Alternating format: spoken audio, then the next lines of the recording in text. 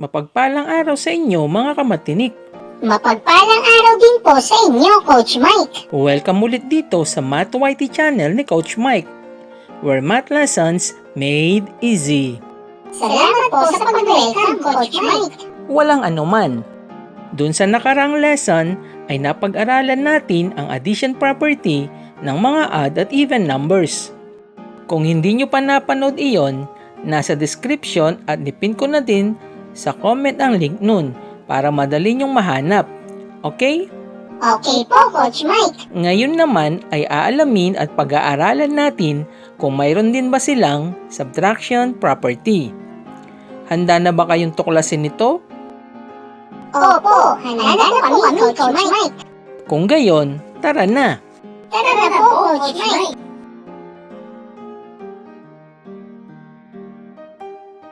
Let's say meron tayong isang odd number. Tapos, bawasan natin ng isa ding odd number. Ano kaya ang kalalabasan? Would it be an odd number also? Or an even number? Let's find out by having some examples. Let's say we have 17 minus 5. The difference is 12. An even number.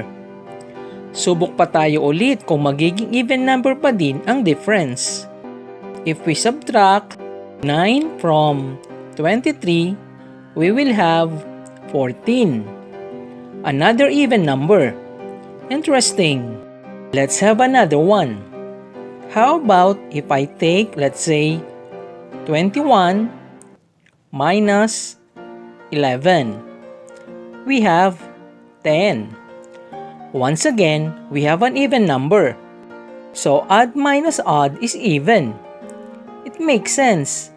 Dahil yung tig-isang sobra ng bawat odd number na yan ay mawawala. Kaya, magiging pantay na. Kaya, magiging even number na. Alright? Alright po, Coach Mike. Ano naman kaya ang kalalabasan kapag ibinawas natin ang isang even number sa isa pang even number? Even pa din kaya o magiging odd na? Tara, alamin natin. If we take for example 10 minus 6, that would be 4. Even number. If I say 32 minus 24, that's going to be 8. Another even number. Let's try for the last time. Let's say we subtract 18 from 30. That's equal to 12. This is another even number as well. Sa makatwid, base sa mga ginawa nating examples, na kapag ang isang even number ay binawasan natin ng isa pang even number, ay even number pa din ang magiging resulta. It makes sense because a no remainder number subtracted from another no remainder number, definitely the difference is still a no remainder number. Got it? Got it po, Coach Mike. What if we subtract an even number from an odd number? What might be the result? Let's go and let's find out. Let's have 17 for odd and 10 for even. The difference is 7, an odd number.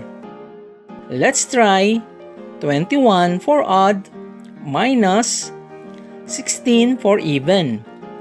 Our answer is 5, another odd number. Let's try another one. For odd, we have 27. And for even, let's have 6. The result is 21. Also an odd number. Hence, odd minus even is still an odd. Malinaw ba yan? Malinaw po, Coach Mike. Paano po, Coach Mike, kung even minus odd naman? Ano po ang magiging resulta? Aba, maganda yung naisip mong tanong ah. Sige, bigay tayo ng halimbawa para makita natin ang result kung even ba o odd. 16 minus 9. 7 is the difference, an odd number. Let's have 10 and 5 for our second example. The answer is 5, another odd number. Let's try for the last time. 30 for even and 21 for odd. We have 9 as the difference, an odd number again. Therefore, if we subtract an odd number from an even number, the difference is still an odd number.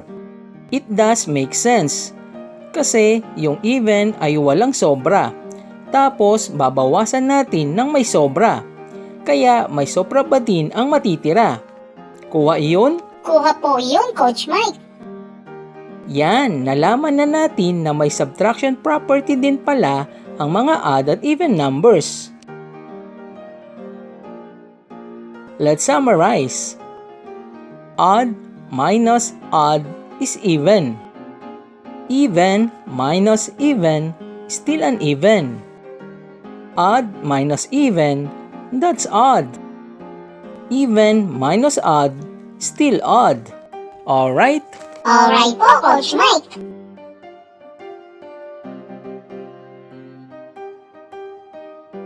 That's it mga kamatinik. Diyan na nagtatapos ang ating aralin sa subtraction property ng mga odd at even numbers. Maraming salamat po sa pagtuturo niyo sa amin, Coach Mike. Walang anuman.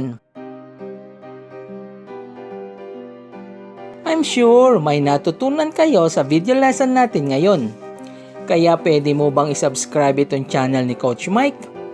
At dapat click all para ma-update ka kaagad-agad kapag na-i-upload na ang bagong lesson.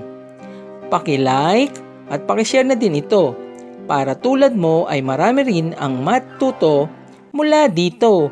Okay? Maraming salamat mga kamatinik. See you all in the next video. Have a good day everyone. Take care Polar Bear. See you all later Alligator. God bless. To God be all the glory.